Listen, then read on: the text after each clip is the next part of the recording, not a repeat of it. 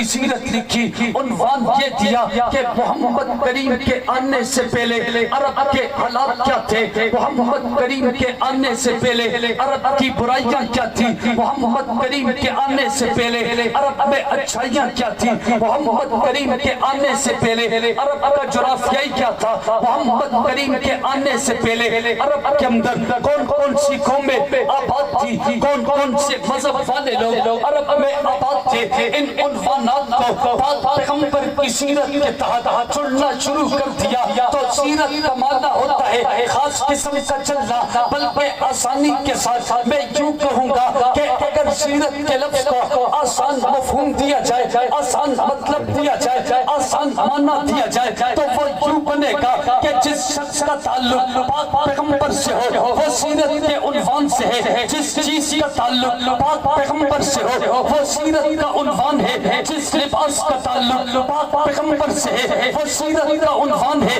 میرے نبی کے ساتھ جس چیز کا تعلق بنتا چلا گیا وہ چیز سیرت کے اندر آتی چلی گئی، اگرچہ ضمن اور لوگوں کا تذکرہ ہے لیکن اصل عنوان سیرت کا ہے، کیونکہ پاک پیغمبر کے ساتھ اس چیز کی نسبت ہے، مکہ سیرت کے عنوان میں داخل ہے، کیونکہ مکہ کی سرزمین کی نسبت محمد کریم کے ساتھ ہے، مدینہ منورہ سیرت میں داخل ہے، کیونکہ مدینہ کی نسبت محمد کریم کے ساتھ ہے، پاک پیغمبر کی پگڑی سیرت میں شامل ہے، کیونکہ پگڑی کی نسبت محمد کریم سے ہے، پاک پیغمبر کا لباس سیرت میں شامل ہے، کیونکہ اس کا تعلق محمد کریم سے ہے، پاک پیغمبر کے پیزار سیرت میں شامل ہے، کیونکہ ان کا تعلق محمد کریم سے ہے، پاک پیغمبر کا گھرانہ سیرت میں داخل ہے، کیونکہ اس کا تعلق محمد کریم سے ہے، پاک پیغمبر کی ازواج سیرت میں داخل ہے، کیونکہ ان کا تعلق محمد کریم سے ہے، پاک پیغمبر کی بنات سیرت میں داخل ہے، کیونکہ ان کا تعلق محمد کریم سے ہے، پاک پیغمبر کی اولاد سیرت میں داخل ہے، کیونکہ ان کی نسبت محمد کریم سے ہے، مکہ کی سرزمین کی نسبت محمد کریم سے ہے، سیرت کا عنوان ہے، پاک